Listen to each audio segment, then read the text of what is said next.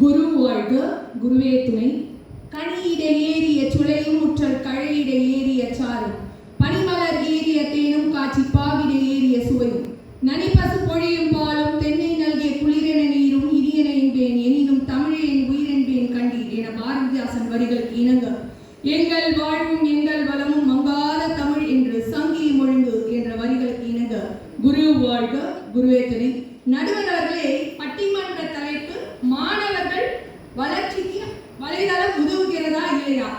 மாற்றினை சார்ந்த ஐயா அவர்கள் வலைதளத்திலே இருக்கிற செய்திகளை பார்த்துவிட்டு அவர் அணி சார்பாக கருத்துக்களை ஏதோ திணித்து விட்டு சென்று விட்டார் என்ற ஒரு கருத்தையும் பட்டிமன்ற நடுவர் அவர்களுக்கும் வெற்றி வாகை சூட காத்துக் கொண்டிருக்கும் என் அணியை சார்ந்தவர்களுக்கும் தோல்வியை எதிர்கொள்ள காத்துக் கொண்டிருக்கும் மாற்றணியை சார்ந்தவர்களுக்கும் முதற்கனின் நன்றியும் வணக்கத்தையும் கூறிக்கொள்கிறேன்.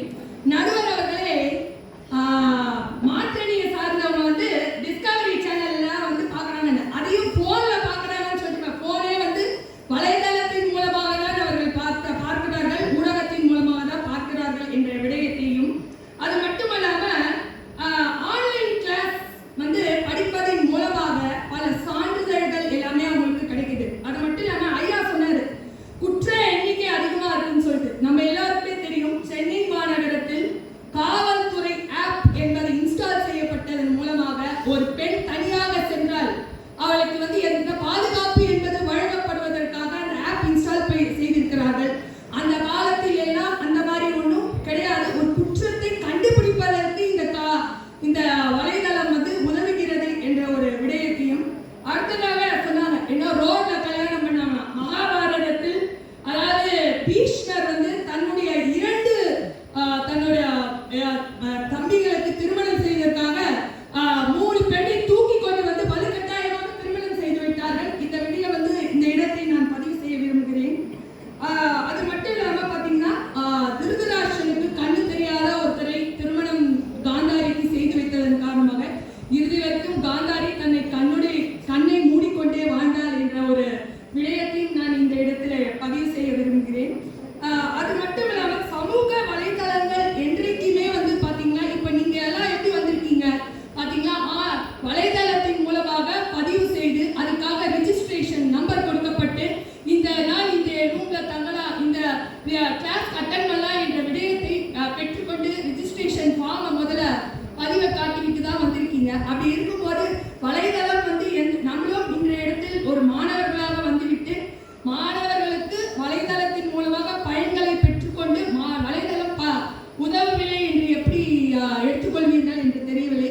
அடுத்ததாக கல்விசார் தகவல்கள் பார்த்தீங்கன்னா இந்த வலைதளத்தின் மூலமாக நாம் பெற்றுக்கொள்ளலாம். என்ன தகவலாலும் எந்த யூனிவர்சிட்டி மூலமாக படித்தாலும் அந்த தகவல்களை நாம் ஈஸியாக தெரிஞ்சு கொள்ளலாம். ஹார்வர்ட் யூனிவர்சிட்டியில பார்த்தீங்கன்னா ஒரு முகநூல் பக்கமே திறந்து வச்சிருக்காங்க. என்ன அப்படின்னு சொல்லிட்டு பார்த்தீங்கன்னா, மாணவர்களுக்கும் ஆசிரியர்களுக்கும் ஒரு தொடர்பு ஏற்படுத்தக்கூடிய வகையில் இந்த வலைதளங்கள் உண்டு பண்ணப்பட்டது. இப்போது கால தொட்டு உலக அளவில் அந்த வலைதளங்கள் பயன்பாட்டுக்கு முகநூல் மூலமாக அவர்களுடைய கருத்துக்களை பதிவு செய்யலாம். அது மட்டுமல்லாமல் வாட்ஸ்அப்ல இப்ப நம்ம ஒரு விஷயம் தெரிஞ்சுக்கிறோம், தெரிஞ்சுட்ட உடனே அதை அப்படியே ஷேர் பண்ணிடுறோம். உடனே அதை ஷேர் பண்றதுக்கு வாட்ஸ்அப் மூலமாக நம்ம ஷேர் பண்ணி கொள்றோம். அறிவை பகிர்ந்து கொள்வதற்கு இந்த கட்செவி என வாட்ஸ்அப் என்பது நம்மளுக்கு பயன்படுகிறது. அதுக்கு அடுத்ததாக பார்த்தீங்கன்னா வாட்ஸ்அப் மூலமாக பல விதமான திறன்களை வளர்த்துக் கொள்ளலாம், கலைகளை கற்றுக்கொள்ளலாம், மொழிகளை கற்றுக்கொள்ளலாம். இந்த வகையில் கட்செவி மூலமாக நாம் பல விதமான கலைகளை கற்றுக்கொள்வதற்கு உதவுகிறது. அது மட்டும் இல்லாமல் உலகளாவிய பார்வையில் யார் எந்த ஊரில் என்ன செய்து கொண்டு இருக்கிறார்கள் என்னத்தை தெரிந்து கொள்ளலாம் என்பதற்கும் இது உதவுகிறது என்று சொல்லலாம். வலைதளங்கள் என்று பார்க்கும்போது முகநூல், டிக்டாக், அப்புறம் வாட்ஸ்அப், அப்புறம் யூடியூப். இப்போ நம்மளோட நிகழ்ச்சியே பார்த்தீங்கன்னா யூடியூப் மூலமாக பதிவு செய்யப்பட்டு எல்லோருக்கும் தெரியக்கூடிய வகையில் வழி செய்கிறது என்று சொல்லலாம். அதுக்கு அடுத்தபடியாக பொது அறிவு. இப்போ திடீர்னு ஒரு விஷயத்துக்கு நம்மளுக்கு என்ன இது தெரியல அப்படின்னு சொன்னீங்கன்னா, நம்மளோட வாட்ஸ்அப்ல மீட்டா அப்படின்னு சொல்லிட்டு ஒரு இது இருக்கு. அதுல அந்த கேள்வியை போட்டோன்னா உடனே ஒரு நொடி பொழுதில் நம்மளுக்கு விடை என்னன்றது சரியான விடை என்பது கிடைக்கிறது. இந்த வகையில் பார்த்தீர்கள் என்றால் வலைதளங்கள் மாணவர்களுக்கு உதவி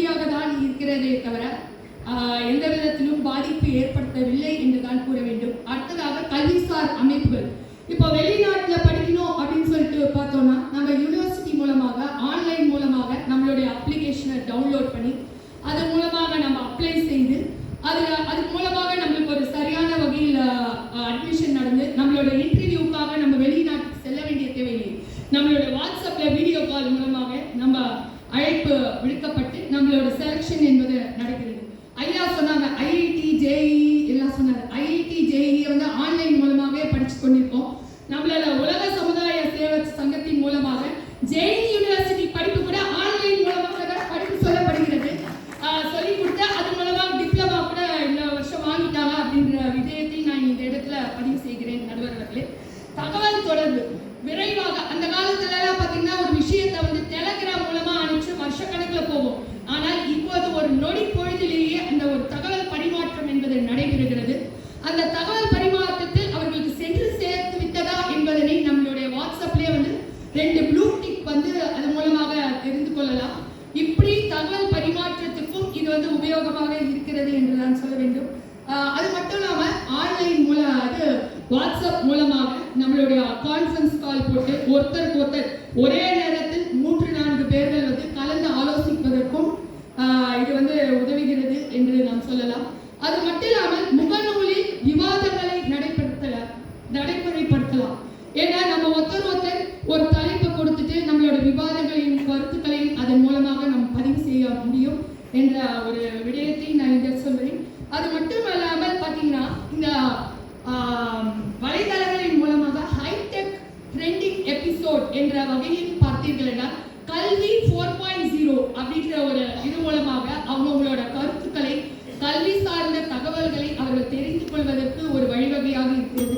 இப்படிப்பட்ட ஒரு கல்வி சார்ந்த தகவல்களையும் பரிமாற்றங்களையும் எல்லாவற்றுக்கும் இந்த வலைதளங்கள் உதவுகிறது என்று கூறி எனக்கு இந்த சிறப்பான நிகழ்வில் இறுதியாக வேதாத்ரி மகரிஷி அவர்களின் ஒரு குரு வணக்க பாடலுடன் என்னுடைய உரையை முடித்துக் கொள்கிறேன். அறிவேதான் தெய்வம் என்றார் தாயுமானார், அகத்ததுதான் மெய்ப்பொருள் என்று எடுத்துக்காட்டினார் திருவள்ளுவர். அறிவை அறிய முறைகள் சொன்னார் திருமூலர், அவ்வறிவில் ஆழ்ந்து ஆனந்த கவி ஆற்றினார் ராமலிங்கர். அறிவை அறிவாய் அறிந்து அறமளத்தோர் வாழ்ந்து காட்டினார் நினைவு கூர்வாம் என்ற வகையிலும் அறிவுக்காக அறிவு திருக்கோயில் கட்டிய வேதாத்ரி மகரிஷி வாழ்ந்த இடத்தில் உலக சமுதாய சேவா சங்கம் துவங்கிய நடைபெற்றுக் கொண்டிருக்கும் இந்த நிகழ்வில் இந்த அறிவுக்கு மாணவர்கள் வளர்ச்சிக்கு வலைத்தளங்கள் அறிவு வளர்ச்சிக்காக உதவுகிறது என்று என் அணி சார்பாக தீர்ப்பு வழங்குகிற என்ற எதிர்பார்ப்புடன் நல்லதொரு வாய்ப்பை அமைத்து கொடுத்தமைக்கு நன்றி கூறி விடைபெறுகிறேன். வாழ்க வையகம், வாழ்க வையகம், வாழ்க வளமுடன். குரு வாழ்க, குருவே துணை. நன்றி, வணக்கம். ஏராளமான